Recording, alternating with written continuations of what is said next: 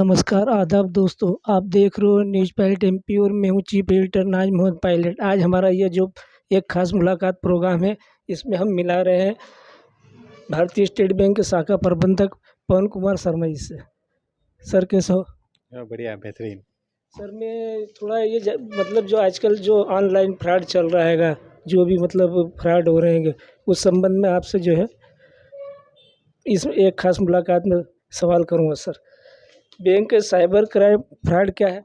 देखिए, cyber fraud का मतलब सीधे-सीधे है कि इलेक्ट्रॉनिक उपकरणों का उपयोग करके जो फ्रॉड किए जाते हैं, वो सारे साइबर फ्रॉड होते हैं। उसमें जो जैसे आपकी निजी जानकारी चुराना, आपका डेटा चुराना या आपके पैसे चुराना, तो जो आपका पैसे चुराने से संबंधित है, वो है बैंकिंग से संबंधित फ्रॉड है। वो इस तरह के जो फ्रॉड होते हैं, ये जो इलेक्ट्रॉनिक उपकरणों का उपयोग करके आपके पैसे चुराने का काम करते हैं, वो एक तरह से फाइनेंशियल फ्रॉड या बैंकिंग से संबंधित फ्रॉड की श्रेणी में आते हैं। सर साइबर फ्रॉड कितने तरह के होते हैं? ये कई प्रकार के होते हैं, जिसमें मुख्यतः जैसे आपका एक होता है फ़िशिंग जिसको बोलते हैं। आपको ऐसे एन्क्रिप्टेड मेल भेजे जाते हैं जिसमें लिंक दी होती है, और उस लिंक को जब आप क्लिक करते हैं तो आपके या तो फ़ोन, मोबाइल, लैपटॉप जो भी है, आपका इलेक्ट्रॉनिक उपकरण वो हैक हो जाता है, या आपका जो निजी डेटा है वो लोगों के पास में चले जाता है, या ऐसे ही कोई सॉफ्टवेयर रहता है एनीडेस्क टाइप का कि वो आपका जो है स्क्रीन को वो खुद चलाने लगते हैं। या स्मैशिंग वो इस तरह का है, जैसे आपको फ़िशिंग जो मेल से संबंधित है वही एक तरह का है कि आपको मैसेज भेज के लिंक भेजी जाए, या आपका जो है ना इस तरह से आपका डेटा चुराया जाए। उसके अलावा आप देखोगे तो डेबिट कार्ड, क्रेडिट कार्ड के फ्रॉड हैं। आपके डेबिट कार्ड या क्रेडिट कार्ड की जानकारी सीवीवी, ओटीपी चुरा के किया जाता है। या नेट बैंकिंग का फ्रॉड है, जो आपके आईडी पासवर्ड ले करके और आपके साथ किया जाएगा। या यूपीआई फ्रॉड है, जो जनरली हम फ़ोन पे, गूगल पे या जो इस तरह के यूपीआई एप्लीकेशंस हैं वो चलाते हैं। वो उसमें जो फ्रॉड होते हैं वो आपको उस यूपीआई फ्रॉड के अंतर्गत आते हैं।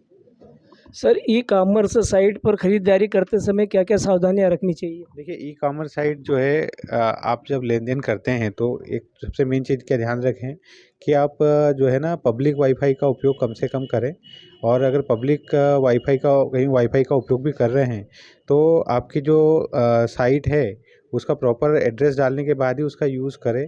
दूसरा, उसमें जो ऑप्शन आता है जब आप लेन-देन करते हैं, तो कोशिश करें कि कैश एंड डिलीवरी का जो ऑप्शन है वही चूज़ करें।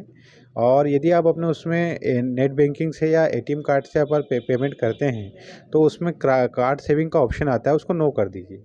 वो कार्ड की डिटेल को आप सेव मत करिए, और कोशिश करिए कि आपकी जो ऑथेंटिकेट उसके एड्रेस हैं साइट के, या जो एप्लीकेशन आपने डाउनलोड की है उसी से उसकी जो है आप इसमें परचेसिंग वगैरह करें।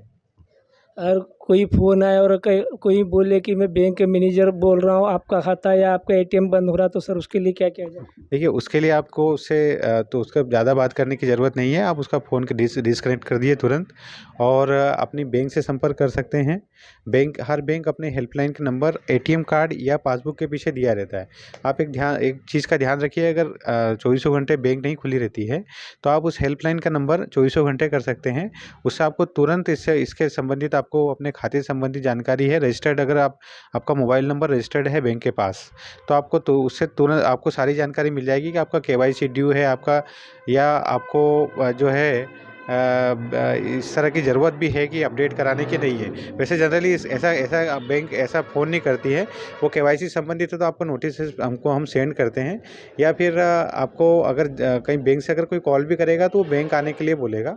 और इस तरह की चीज़ों पे आप ध्यान मत दीजिए, अपनी तुरंत बैंक में अगर संपर्क कर सकते हैं वहाँ कर लीजिए।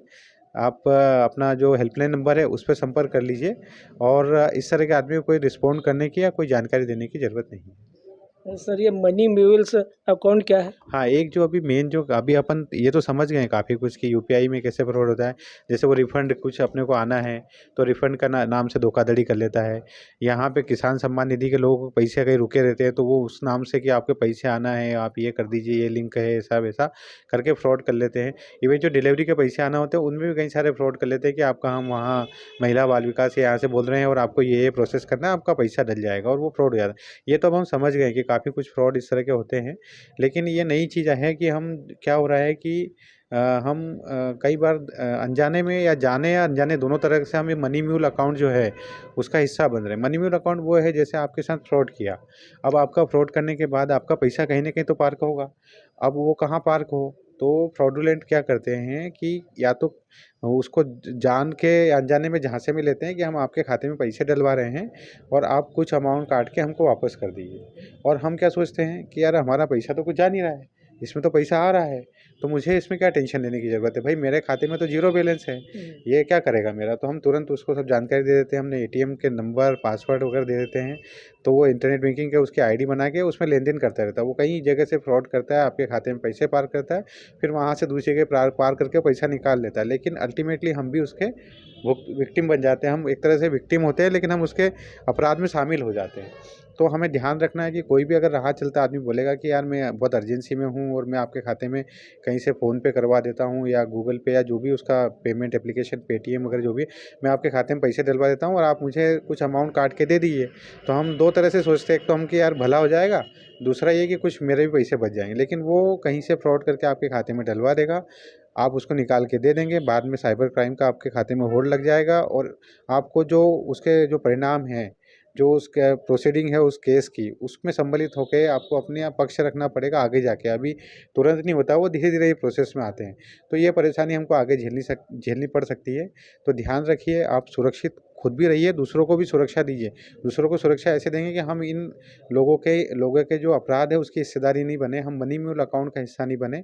हम ऐसे लोगों से दूर रहें और इस तरह की जो भी गतिविधि है उसमें किसी भी तरह के फ़ायदे नुकसान को देखते हुए कि हम कुछ फ़ायदा हो जाएगा, हमें उसमें सम वित्त मंत्रालय का एक ये चल रहा था कि जो जैसे बैंक में पैसा खाता खोलो, पैसा जमा कराओ तो पैसा कटता है, कम अगर पेमेंट रखते हैं बैंक में खाते में तो पैसा कटता है खाते में से। तो वित्त मंत्रालय का ये चल रहा था कि अगर फ्रॉड होता है तो जवाबदार तो बैंक की रहती है ना सर। नहीं, नहीं, जो आप पैसा कट रहे हैं वो तो आप बोल रहे हैं, वो नॉर्मली खातों में नहीं कटता है। जैसे करंट अकाउंट वगैरह खोलते हैं, मिनिमम बैलेंस जो नहीं रखेगा तो मिनिमम बैलेंस चार्ज लगेगा उसको, है ना? वो अलग बैंकिंग का जो परिभाषा है या उसके जो मापदंड है कि कितना आपको कौन से अकाउंट में मिनिमम बैलेंस रखना है, वो अलग चीज़ है। पर जैसे आपका ये फ्रॉड की बात कर रहे हैं और इस फ्रॉड में अगर कस्टमर शामिल नहीं है, तो निश्चित रूप से वो बैंक की जवाबदारी होती है। फिर उसको बैंक प्रोसेस करके आपको रिकवर कराती है, आप टाइमली आप उसको रिपोर्ट करिए।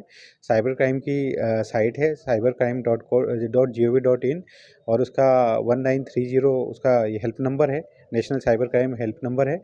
और बैंकों के भी अपने हेल्प नंबर है जिस पे आप अपनी कंप्लेंट दर्ज करा सकते हैं। अगर स्टेट बैंक की बात करें तो बहुत ईजी हेल्पलाइन नंबर है हमारा 1800 1234। मतलब हम कहते भी हैं कि बैंकिंग इतनी आसान जिसे 1234, तो आपको 1800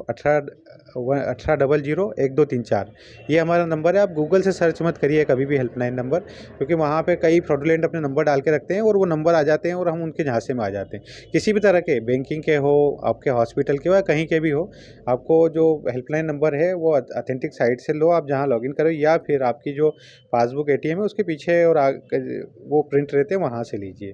तो अगर आपका उसमें जवाबदारी नहीं है तो निश्चित रूप से आपका प्रोटेक्शन है। लेकिन अगर अपनी जानकारी उससे साझा की है, अपना ओटीपी दिया है या आपने किसी लिंक को क्लिक करके अपना जो आपका डिवाइस हैक हुआ है, तो उस परिस्थिति में जो है कस्टमर की लायबिलिटी बन जाती है। इसलिए हमको ध्यान रखना है कि हमको किसी भी बहकाव में नहीं आना है, किसी भी प्रलोभन में नहीं आना है, किसी डर में नहीं आना है। मेन चीज़ है, देखो आपकी 2 चीज़ें काम करती है, या तो डर या प्रलोभन। आपको डराएगा आपका खाता बंद हो रहा है, आपका एटीएम बंद हो रहा है, लॉक हो रहा है, आपका यूपीआई लॉक हो रहा है, आपका जो है ये अकाउंट अभी सीज हो जाएगा। तो आप उसको उसके डर में मत आइए, उसको डिस्कनेक्ट कर दिए। अपनी बैंक में जा सकते हैं तो तुरंत जाके संपर्क करके पता कर लीजिए, या फिर आपके जो हेल्पलाइन नंबर है उस पे पता कर लीजिए। आपको उससे कोई बात करने की और नेगोशिएशन करने की ज़रूरत नहीं है। दूसरा, वो प्रलोभन दे सकता है कि हम आपके खाते में इतना पैसा ट्रांसफ़र कर देंगे, आपको रिफ़ंड आया है वो दे देंगे, इनकम टैक्स का रिफ़ंड है वो दे देंगे, या आपको कई सारे जो योजनाओं से जुड़े हैं, कहीं से अगर उसने डेटा चुरा लिया कि हाँ, आप इस योजना के हितग्राही है, तो उस पर्टिकुलर योजना का नाम लेके आपको हो सकता है वो प्रलोभन देने की कोशिश करे। तो आप डर और प्रलोभन से बचिए। देखिएगा, आप इस चीज़ को मान के चलिए कि कोई भी जो पैसा है वो आसानी से ऐसे खाते में नहीं आता है जब तक हम उसको कमाएँ नहीं। हर हर हमको मेहनत करना पड़ती है पैसा कमाने के लिए, तो हमें इस दिमाग से इस चीज़ को निकाल देना है। कोई ईज़ी मनी है कि हम अचानक से हमारे खाते में आ जाएगी, कोई लॉटरी लग जाएगी, ये सब फालतू चीज़ें हैं, इसमें नहीं पड़ना है। साथ ही डरना भी नहीं है।